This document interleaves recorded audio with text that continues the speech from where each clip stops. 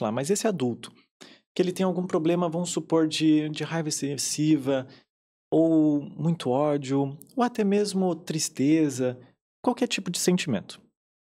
E ele percebe que isso está atrapalhando ele em várias questões, do trabalho, relacionamento, com as pessoas em volta, e ele percebe que ele quer mudar. Como é que a inteligência emocional pode auxiliar ele? Aí é que tá.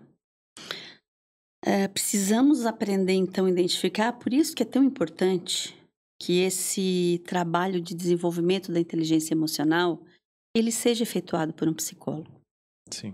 Porque o psicólogo, certamente, ele vai conseguir diferenciar até que ponto essa pessoa está adoecida, desencadeou ali ou uma depressão, ou algum outro transtorno, ou de fato são questões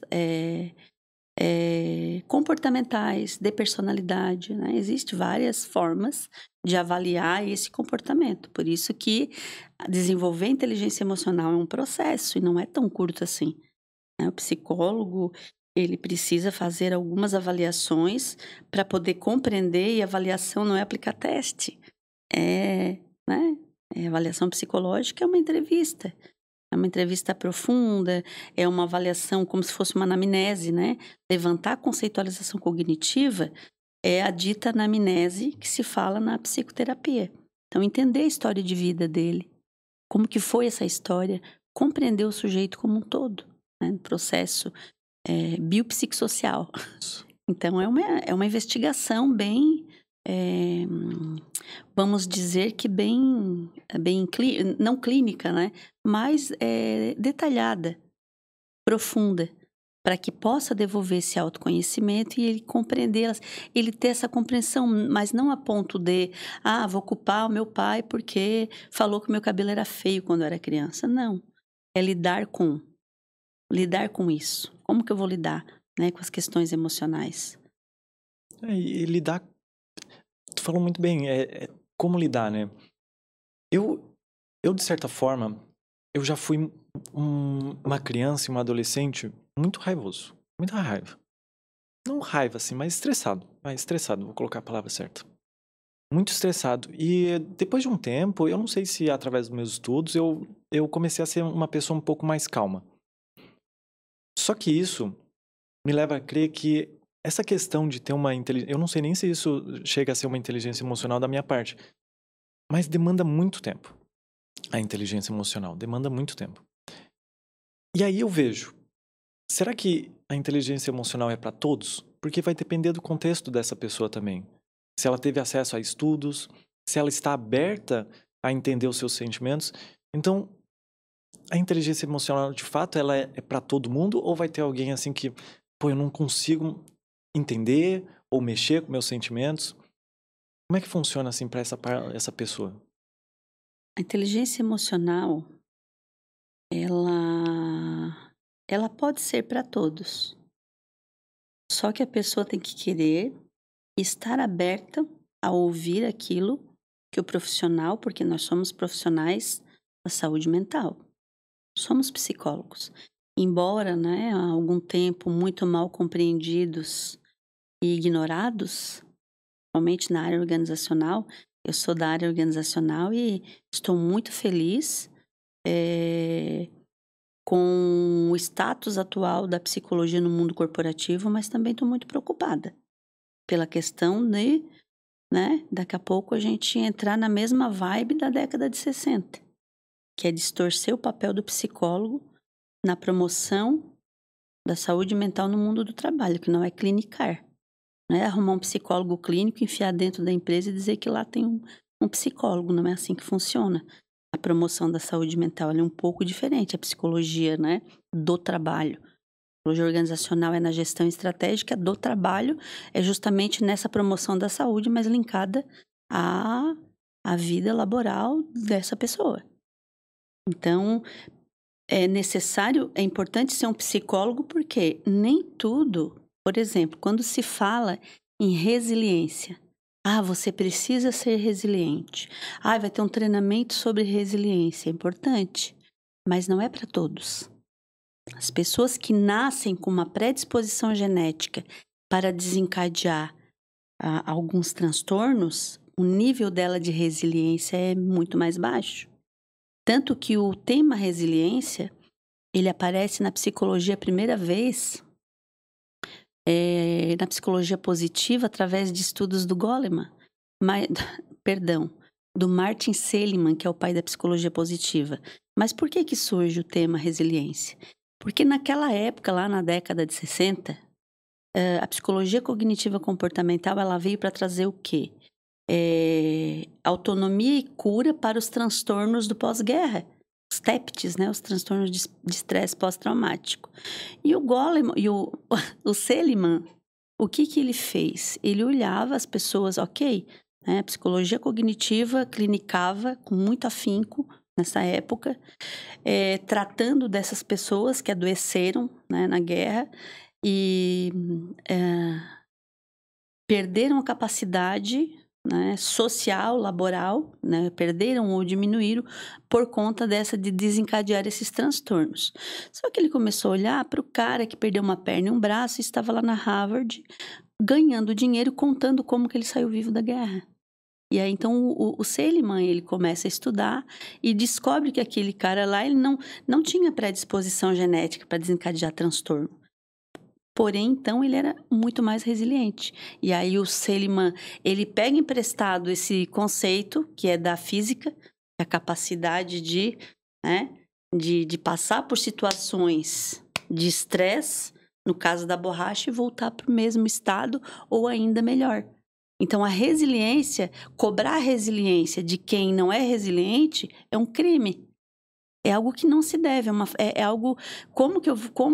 eu não entendo. Eu sempre conto uma história, não sei se me permite. Pode, claro, com certeza. Experiência. Há uns 30 anos atrás, ou mais, quase 40 anos atrás, minha mãe tinha uma vizinha que tinha uma cachorrinha poodle. E essa cachorrinha faleceu. Ela tinha só os filhos, haviam casado, ido embora. E ela tinha essa cachorrinha poodle de 11 anos. Essa cachorrinha veio a falecer e, na época, ela não suportou tamanha dor. E ela acabou indo parar, na época, no Hospital do Rio Maina, que era um hospital psiquiátrico que nós tínhamos por aqui. Nesta mesma época, uma vizinha da minha sogra, que nessa época já era casada, já era mãe,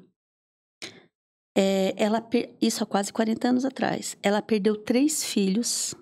Eles faleceram num período de 6 meses. Os 3 filhos jovens morreram para a droga. Nossa. Aqui na cidade de Criciúma. E essa senhora já era uma senhora idosa. Eu lembro muito bem. E eu pensei, eu já era mãe. Então, a melhor forma de tu ser empático é tu ter passado pela experiência. Enquanto mãe, eu olhei para aquela mulher e lembrei da vizinha da minha mãe. Essa mulher vai morrer? Se aquela lá que perdeu a cachorrinha foi parar no hospital psiquiátrico, a vizinha da sogra, que perdeu 3 filhos, não vai aguentar. Essa mulher desapareceu.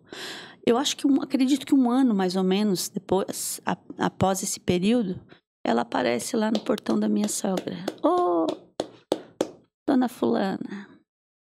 Eu olhei, tá viva. Sabe o que ela veio fazer? Ela veio pedir ajuda porque ela foi a pioneira, ela foi a primeira mulher a abrir o primeiro centro de recuperação para a dependência química de mulheres em Santa Catarina ou em Criciúma, não lembro muito bem.